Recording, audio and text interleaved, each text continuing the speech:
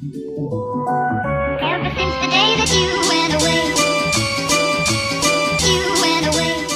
Hi guys, if you're new here, my name is Andra and I make mostly commentary videos, sometimes lifestyle. A few months ago I've made a video explaining what I think about the allegations against Panic at the Disco's lead singer Brendon Urie, and I was pretty much right about everything, which I'm not shocked about because I feel like I'm not the only one who thought the way that I thought.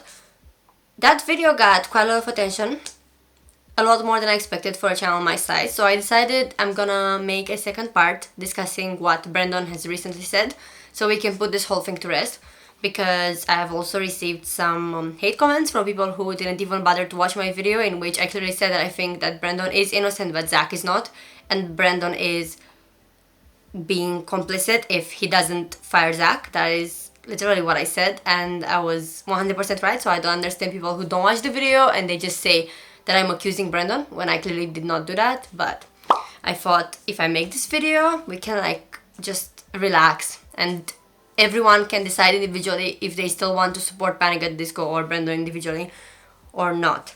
So I've only watched his reaction and response to the whole scandal, let's say, because I don't want to say drama because it's quite a serious situation. I've only listened to it once, so I am gonna listen to it now and just say everything that's on my mind. I'm gonna link the original video in the description if you want to listen to him and what he has to say. So from the get-go, I just want to say that I think that the reason why he didn't have the video on when he was addressing the allegations is because the whole thing was written on paper, so it was scripted. Now, I don't think that's a bad thing. I actually think that's a good thing, because this is such a serious situation that you don't want to just freestyle what you're gonna say. Like, I feel like it's something that warrants a script. So I've seen comments that were both positive and negative towards this idea that it was scripted, and I've also seen people who don't believe that it was scripted, but I'm pretty sure that it was. Like, I would say 99% that was scripted. And it's good that he didn't use his webcam or whatever, because I just feel like that would have taken away from the message. Like, the only thing that matters now is the survivors. I'm not saying his survivors. I'm saying either the girls who were harassed by Zack or just people like me who used to listen to Panic at the Disco and we're survivors and we were hurt by this. And that's the first thing I wanted to say. And then I also want to say that I think the fact that he's saying that people wanted him to tweet but he didn't do this in a long time, we know that you're not like active on social media, and that's a good thing because mental health is important. However, my personal qualm with the whole situation with Brendon not addressing this before this month, because the allegations started in August, now it's November, so it's been a long time now. My problem with that is that when Trump, for his political rally, used his song High Hopes, and Trump obviously didn't ask Panic at Disco for permission, and Brendon was on Twitter addressing this like, we didn't consent to that, whatever. So like, yeah, Trump fucking sucks, like everyone knows that, but is that more important than real life survivors who were hurt by the suspicion that you did something? I just don't understand what the priorities are here. Like, that was my issue with him not posting. And it's good that he fired Zack. And I can understand, to some extent it's hard to let go of somebody you've been friends with for so long. However, there are two possibilities here. One of them is that Brendon does not care that Zack did this and he only fired him because the fans asked for him to do this. And that's bad, because where do you draw the line between, like, when you can be friends with someone and when you cannot? Because personally, I would never be friends with somebody who's a pervert and a creep and a harasser. Like, I could never. So I don't understand why you would want to be friends with someone like that, even though you've seen a different side of him. That's also a side of him. So that's the first possibility. And I'm not accusing Brendon. I just want to make that clear. There's also another possibility that he is maybe too naive to see that Zack is not a good person. And maybe he just thinks that because he's not portrayed himself that way in front of Brendon, that maybe he's a good person and maybe Brendon can be a good influence on him. And if the second option is true, then I feel bad for Brendon, because people like this don't change. And now we don't have sufficient proof to decide which one of these two it is. So I'm not going to put a verdict on it, like Brendon's good or Brendon's bad, because I think ultimately that's for everyone to decide individually what they think about this, if this is good enough for them or not.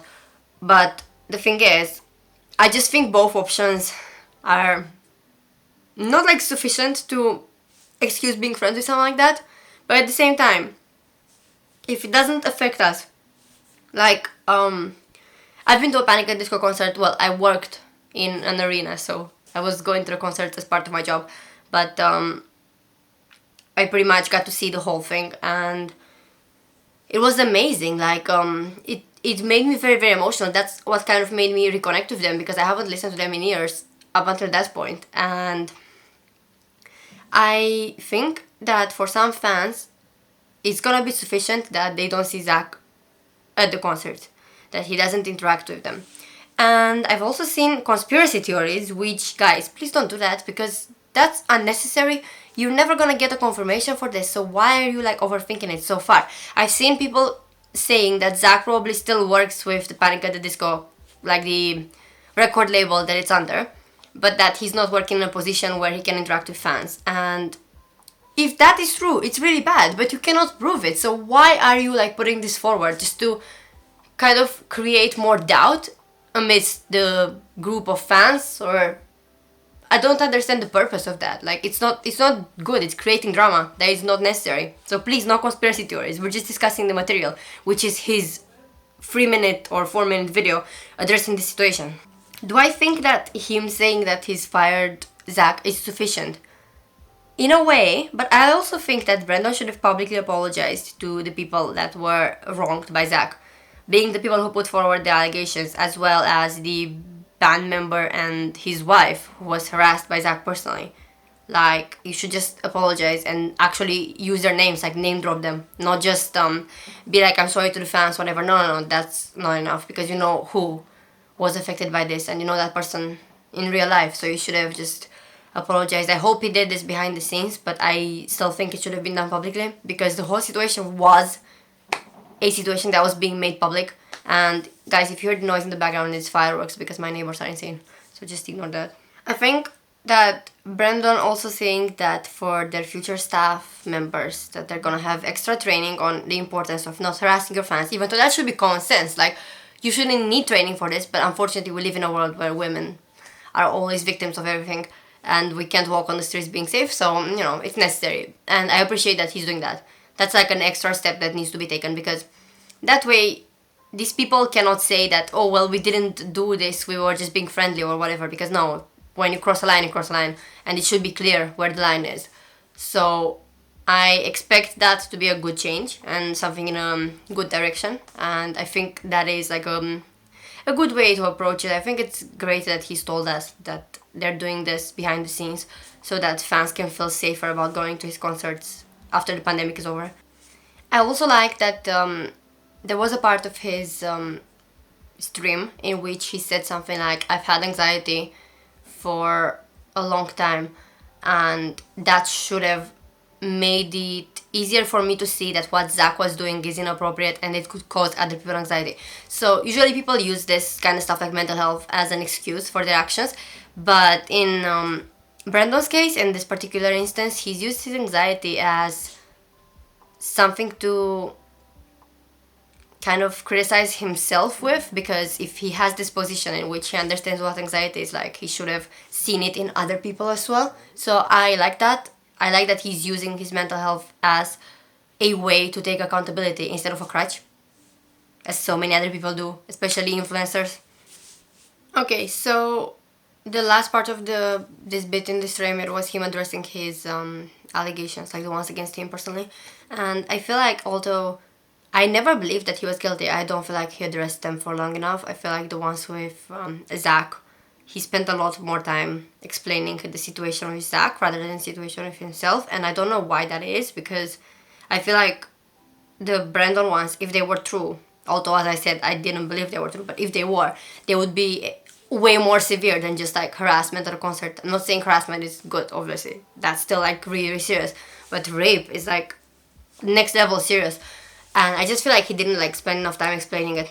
I've had someone comment on my previous video saying that The reason why the Brendon allegations cannot be true are because of the timeline issue, that he wouldn't have had enough time to do the things that people were saying he did because of where he was supposed to be later after the concert. He was supposed to take a train or something like that. I'm gonna put the comment somewhere. I feel like if the fans managed to figure something like this out, like a really, really good timeline, which like fucking like police level work, then why did Brendon not say this? That's why I don't understand. But I'm glad that he addressed this. I feel like it was a bit too late, but at the same time, you know, I can understand that and appreciate that maybe these things take time, and he's not the only one who has a say in whether Zack is fired or not. Ultimately, someone like Brendon could have said, if you don't fire him, I'm not going to perform anymore. And that would have been like a good ultimatum. But I feel like he wanted to go the professional route with it and do the whole procedure of, you know, gathering evidence and seeing if they can fire him. And maybe because of the pandemic, things have slowed down. Like, I can understand that, and I can believe that and excuse it to some extent. I do think he should have given his fans a heads up. When the situation was unfolding at the start, he should have said, we are aware of what is happening and we will be addressing this soon. We don't know when, but soon. I feel like that would have given people a sense of security, which we really, really needed. Personally, I don't want to say whether you should forgive him or not, because that is up to you. I want to forgive him, but it's not gonna be like an instant thing, because I feel like waiting 3 months to address rape is pretty serious. I will work towards kind of distancing myself from the situation, because obviously as a survivor myself, it's something that's always gonna make me have a bias. Like the situations that involve rape, I'm always gonna be biased about. I cannot just be neutral in situations like this. So because of that, I want to like just give myself time and see, and hopefully I can get back to appreciating them, because I feel like Brendon is not a bad person. I don't know if he's a good person, but he's not a bad person. He's not what these people tried to portray him as when they were like trying to slander him. So hopefully, you know, it's a process, but hopefully we can get to that. And I don't know, do you guys think that he should be forgiven? Let me know in the comments down below. Like this video and subscribe to my channel for more commentary. Sometimes lifestyle, but it's mostly commentary. It can be pop culture, influencer, just anything like that. And I hope that this kind of puts the situation to rest and we can all just find some sort of closure. Whatever you guys want, it's up to you. And I'll see you next time. Bye. Ever since the day that you